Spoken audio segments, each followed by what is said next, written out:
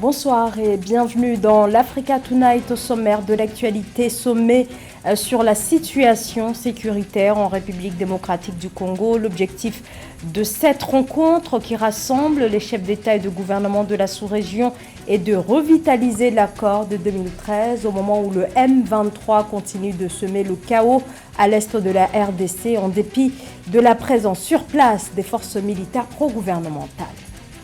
Alors que les combats font toujours rage à Khartoum, malgré les annonces répétées de cessez-le-feu, des pourparlers se sont ouverts ce samedi en Arabie Saoudite entre l'armée soudanaise et les paramilitaires sur l'éventualité d'une nouvelle trêve. Au moins 150 morts et une centaine de disparus, bilan très lourd après les crues provoquées par de fortes pluies dans le sud Kivu, province de l'Est de la République démocratique du Congo. Charles III a été couronné ce samedi 6 mai 2023 à l'abbaye de Westminster à Londres. Plus de 2300 personnes triées sur le volet ont été conviées à assister au sacre du nouveau roi britannique. Parmi ses invités, des monarques étrangers et des chefs d'État, à l'instar de nombreux dirigeants africains qui ont fait le déplacement outre-Manche, des dirigeants notamment des pays du Commonwealth, à l'instar des présidents gabonais Ali Bongo Ondimba, dont le pays a récemment adhéré à l'organisation, tout comme le chef de l'État togolais Faure Gnassingbé, qui était également à Londres.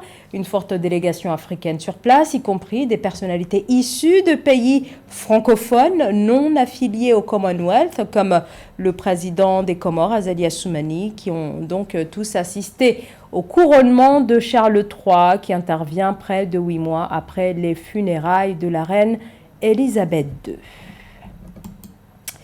Tenu ce samedi 6 mai au Burundi, du 11e sommet du mécanisme de suivi de l'accord cadre d'Addis Abeba pour la République démocratique du Congo, un sommet consacré à la situation sécuritaire à l'est de la RDC où les combats font toujours rage.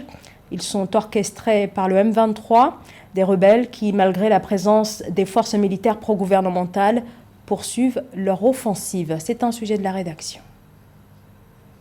L'insécurité à l'est de la République démocratique du Congo, une préoccupation régionale, au cœur du 11e sommet du mécanisme de suivi de l'accord cadre d'Addis Abeba pour la RDC, qui s'est tenu ce samedi 6 mai à Bujumbura. L'objectif de cette rencontre, qui rassemble les chefs d'État et de gouvernement de la sous-région, est de revitaliser l'accord cadre pour la paix, la sécurité et la coopération signé en 2013 par le biais d'un cadre négocié par l'Union africaine et les Nations unies. L'ONU, dont l'actuel secrétaire général participe également à ce sommet. Dans la capitale burundaise, il s'est exprimé sur l'importance de l'accord cadre. La crise actuelle souligne la nécessité de redoubler d'efforts pour mettre en œuvre de façon intégrale les engagements de l'accord cadre. Et cela implique des moyens techniques, financiers et humains. Je renouvelle mon appel à la désescalade, à l'apaisement et à la retenue.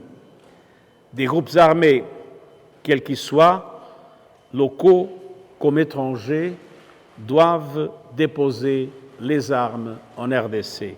Déposer les armes à l'heure où l'offensive du M23 provoque un déplacement massif de population, aggravant une situation humanitaire déjà très critique.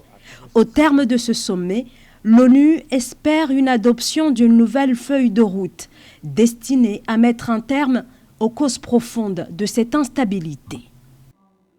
Chacun doit en finir avec les discours de haine et œuvrer pour rétablir la confiance et s'abstenir de toute action susceptible de saper les progrès réalisés pour la paix en RDC. Les Nations unies, à travers notamment le bureau de l'envoyé spécial pour la région des Grands Lacs et la MONUSCO, continueront à soutenir les initiatives de paix régionales, y compris les mécanismes établis dans le cadre des processus de Nairobi et de Luanda.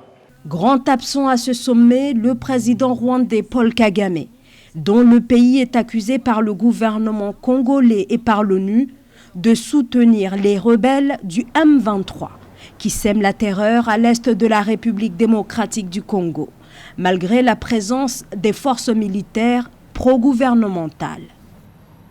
Après 3 semaines de combat qui ont fait au moins 700 morts au Soudan, 5 000 blessés et 335 000 déplacés, des discussions se sont ouvertes ce samedi entre des représentants des forces armées, du général Abdel Fattah al-Burhan et des forces de soutien rapide du général Mohamed Hamdan Daglo à Jeddah en Arabie Saoudite.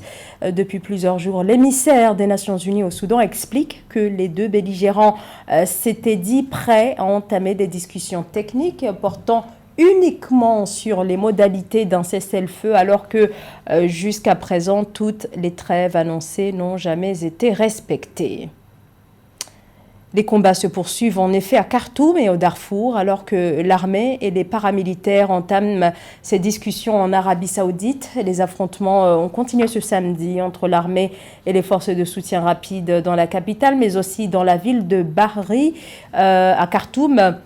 Des bruits d'armes lourdes ont été entendus à proximité du palais présidentiel et du commandement général de l'armée. De son côté, l'ONU alerte 860 000 personnes pourraient traverser les frontières au cours des prochains mois. Les Nations Unies appellent à la mobilisation des pays voisins. Écoutez, Elisabeth Tan, directrice de la protection internationale au Haut Commissariat des Nations Unies pour les réfugiés.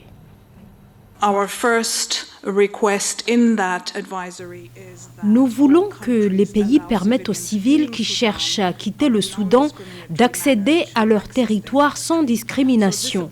Cela s'applique donc aux ressortissants soudanais, aux ressortissants étrangers, y compris les réfugiés hébergés au Soudan, aux apatrides, ainsi qu'à ceux qui n'ont pas de passeport ou toute autre forme d'identification.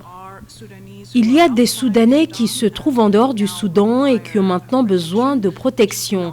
Ils ne devraient pas être renvoyés au Soudan s'ils ont des demandes d'asile en cours.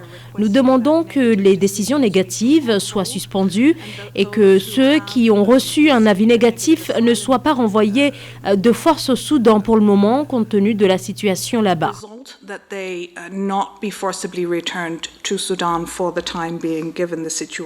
Et les enfants sont parmi les premières victimes de ce conflit. Depuis les premiers jours de cette guerre, au moins 190 enfants ont été tués, 1700 ont été blessés. On écoute James Elder, porte-parole de l'UNICEF. Depuis le début des combats, le 15 avril jusqu'au 21 avril, c'est-à-dire en 11 jours, les rapports font état de 190 enfants tués et 1700 blessés. Maintenant, lorsque vous décomposez cela sur ces 11 jours, cela signifie que chaque heure, 7 garçons ou filles ont été tués ou blessés. Encore une fois, ce ne sont que des enfants qui se rendent dans les établissements de santé. Je pense que cela souligne l'énormité de la violence et l'impact que cela a sur les enfants.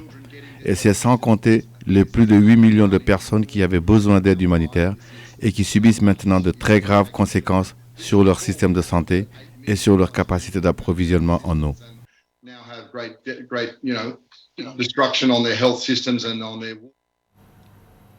En raison de la forte affluence et les problèmes logistiques enregistrés depuis le début de l'opération, retard d'acheminement des matériels et mauvais fonctionnement des machines, la commission électorale togolaise décide de prolonger le recensement électoral au niveau de la zone 1 jusqu'au lundi 8 mai. L'opération devait normalement s'achever ce samedi. Cette zone englobe essentiellement les communes de la région maritime où, comme les autres zones, le recensement a démarré le 29 avril dernier en vue des élections législatives et régionales prévues cette année. Aucune date n'a pour l'heure été fixée. Dans l'actualité également, les crues provoquées par les fortes pluies dans le sud Kivu, province de l'Est de la République démocratique du Congo, causent la mort de plus d'une centaine de personnes. Le bilan provisoire des pluies qui remonte à jeudi est d'au moins 150 morts dans le sud Kivu. Les villages les plus touchés sont notamment Chambondo, Bouchouchou et Nyambuki, où les recherches des disparus se sont poursuivies ce vendredi. À côté du bilan humain, il y a aussi les dégâts matériels. La route qui fait la liaison entre Bouchourou et Nyambuki est coupée à divers endroits. Des sources d'eau potable ont également été endommagées. Des centaines de maisons ont été emportées. Alors que la société civile exhorte les autorités à mobiliser des fonds afin de venir en aide aux rescapés, le gouvernement de son côté a décrété un deuil national qui prendra effet le 8 mai prochain. On écoute Patrick Mouyaya, porte-parole du gouvernement. Le président de la République a commencé cette réunion sur une note triste. Il a présenté les condoléances de toute la nation à toutes les familles touchées par les inondations, glissements de terrain qui ont conduit à la mort de plus d'une centaine de compatriotes dans le territoire de Calais en province du Sud Kivu. En mémoire de compatriotes disparus, une journée de deuil national sera décrétée le lundi 8 mai 2023 avec drapeau en berne. Dans les heures qui suivent, une mission gouvernementale se rendra sur place pour appuyer le gouvernement provincial dans la gestion de cette catastrophe. La victoire à Roland-Garros de Yannick Noah, c'était il y a 40 ans. Et cette année, le mythique tournoi du Grand Chelem entend marquer l'anniversaire, un hommage au dernier vainqueur français d'origine camerounaise. La journée du samedi 27 mai, veille de la première journée du tournoi de Roland-Garros, lui sera dédiée. Notre journaliste José Douglas revient sur cet événement qui se prépare. Roland-Garros 2023 du 23 mai au 11 juin, le spectacle sportif s'annonce une nouvelle fois passionnant avec 20 épreuves au total et 891 matchs prévus sur les cours de la Porte d'Auteuil. Des épreuves de tennis fauteuil, le trophée des légendes. Ce rendez-vous proposera désormais des matchs d'exhibition sous 3 formats différents. Double messieurs, double dames mais aussi double mixte. Beaucoup d'animations sont prévues et puis il y aura la fameuse journée Yannick Noah pour célébrer le tennisman franco-camerounais le samedi 27 mai, mais aussi un hommage à l'homme engagé depuis plus de 30 ans auprès des enfants.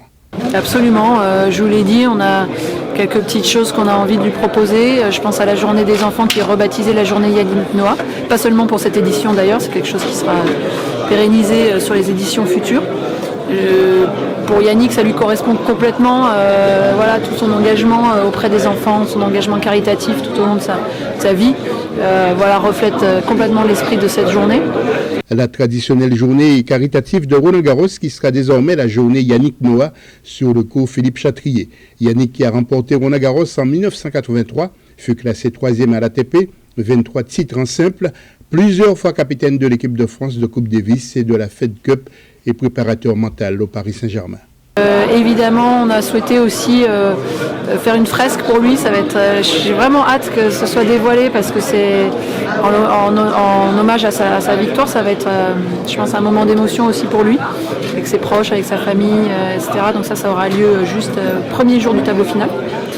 Et puis d'autres surprises, voilà, effectivement, il y aura peut-être un peu de chansons, peut-être une coupe par-ci par-là qui passera, et puis voilà quoi. Les bénéfices de cette journée du 27 mai seront reversés à l'association Faites le mieux de Yannick Noah. Yannick qui s'est lancé depuis 1991 dans une carrière de chanteur, fils de l'ancien footballeur Zachary Noah et père du basketteur Joachim Noah. Il a gardé des liens très forts avec le Cameroun, pays d'origine de son père, où il réside désormais.